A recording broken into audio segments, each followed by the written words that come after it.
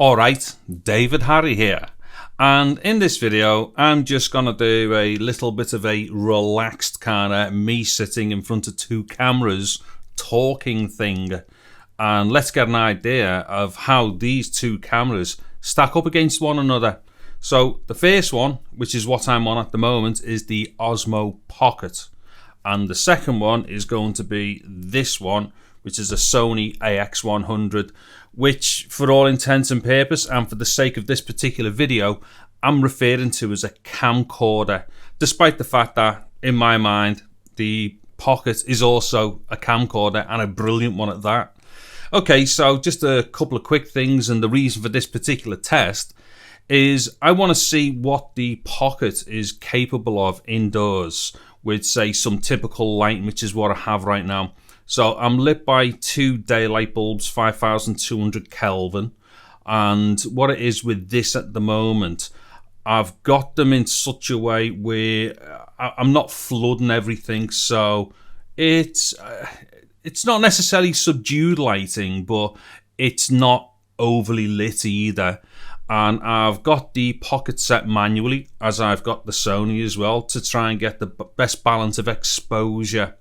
Now, the only difference here realistically between the pair of them, as far as how I've set up the picture is concerned, I've got the Pocket set to de-cine-like, and the only reason for that is because if I leave it in its like standard gamma response, which is basically Rec 709 standard, it's going to crush quite a bit. So just to give the Pocket a little bit more of a hand, because in all fairness, it's quite a it's not a fair comparison, shall we say. So it's not like I'm trying to favour the Pocket, but I'm allowing the Pocket a little bit of leeway due to the fact that it's got a smaller sensor and whatnot, and overall it's probably not as good a camera for pure picture quality and resolution. So what I'm doing is basically giving it a bit of a hand. So as much as what I've set it up manually as best as possible, I'm also allowing it to record in the color profile, which I think favors it for this type of lighting scenario. And right now I've got it on, let's see, 50 frames on the 50 frames per second on the shutter, and ISO 100 as well. So it's not overgaining anything or anything like that. So it's not being pushed and stressed or anything. So right now it's quite possibly somewhere in its kind of sweetish spot as far as exposure is concerned. The other thing as well, obviously, I'm going to be recording with my external microphone here, which is my Sennheiser ME64. So what we're hearing right now is obviously how the Pocket sounds with a microphone like this through its normal standard DJI USB audio adapter. I do have another audio adapter. I'm not too sure if I've actually put this live yet. This is one of these knockoff cheap ones, so I'm not using that one. I'm using the proper DJI one because there are differences between those USB audio adapters. Anyway, so right now this should give us a really good idea as to how the Pocket looks in this kind of scenario, as best as possible set up to favour it as far as manual control is concerned for exposure and whatnot. And hopefully it sounds good as well. Now the thing is, the Pocket isn't really like the best example of a camera ever or the best example of an audio recorder ever, but what it is a fantastic camera which does great audio for its size. Okay, so what I'm going to do now, I'm just going to flip over onto the Sony and do a little bit more yammering on that, just so we can get a bit more of an idea as to how these two things look and sound directly one after the other. Okay, so I've now switched over to my Sony AX100.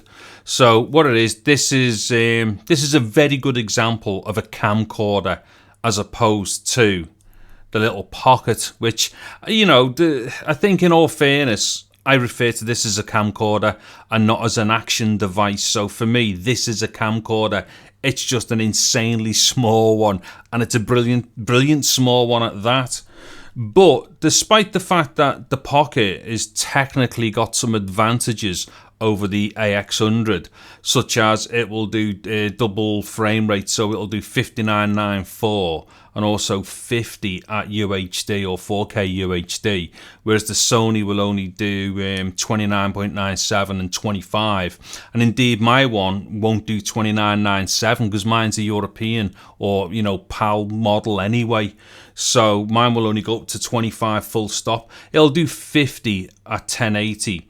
So where the Pocket has certain advantages, such as frame rate and whatnot, and obviously the stabilization, you can't compare them. The Sony has got some form of VIS, and I've never tried it because I'd never hold this handheld really. I'd always have it locked off, and if it were handheld, I'd most certainly be wouldn't walking with it and expect it to stabilize anything like that.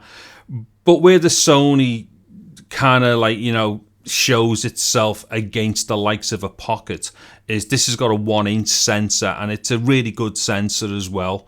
It tends to respond better to lower light levels.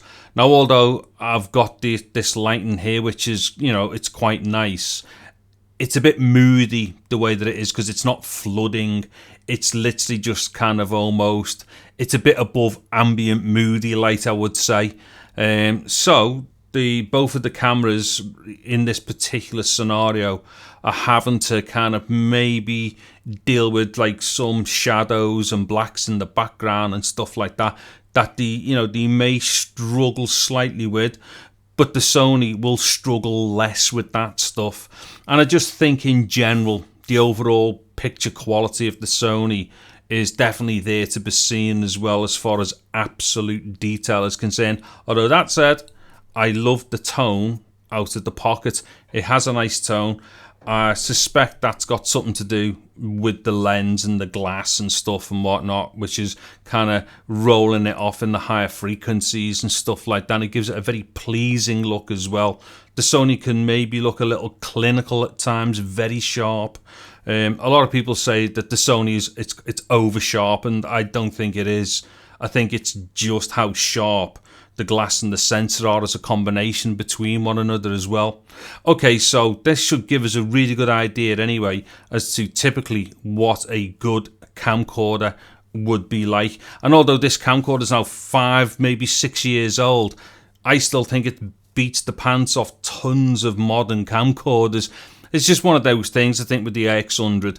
When Sony developed it and when they released it, they put a ton of effort into it. I think that this particular camera was probably a loss leader for them, and they way kind of like put way more into it than what should have been expected for the price you paid for it, because it was one of the first, maybe the first, like palmcorder which was UHD. Anyways, yeah, so what I'm going to do here is just try and do a bit of a split screen.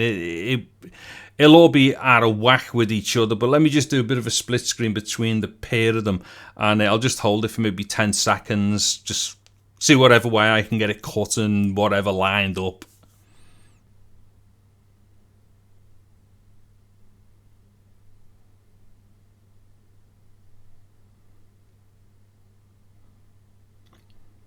Okay, so I'm not entirely sure how that would have lined up there because I've not seen it yet, because obviously there's a different field of view going on between the pair of them and different places and stuff. But I'll have split screen somewhere. But most importantly there, I didn't blow into it. So I'll have isolated pixel for pixel on a split screen there. So we would have been seeing like for like as far as resolution and whatnot is concerned.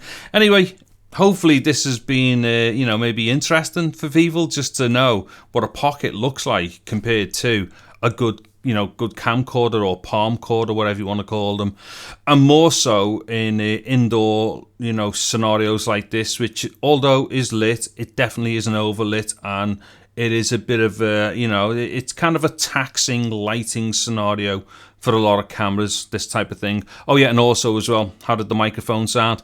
Because the preamp on the Sony is fantastic. It's one of the best preamps of any camcorder I have ever used. It's friggin' brilliant. And I've obviously used the same microphone just up here for both of them in the same position and stuff. So yeah, should have got a clear idea as to how they sound between one another. Anyways, yeah, so hopefully this little thing has, you know, maybe been interesting for people and whatnot who have thought of themselves, how does an Osmo Pocket stack up against the camcorder in like typical indoor lowish lighting as far as picture quality is concerned, and how does the preamplifier sound for the microphone? Anyways, I'm going to dig off now. I'm David Harry. Thank you very much for watching this video. Take care and goodbye now.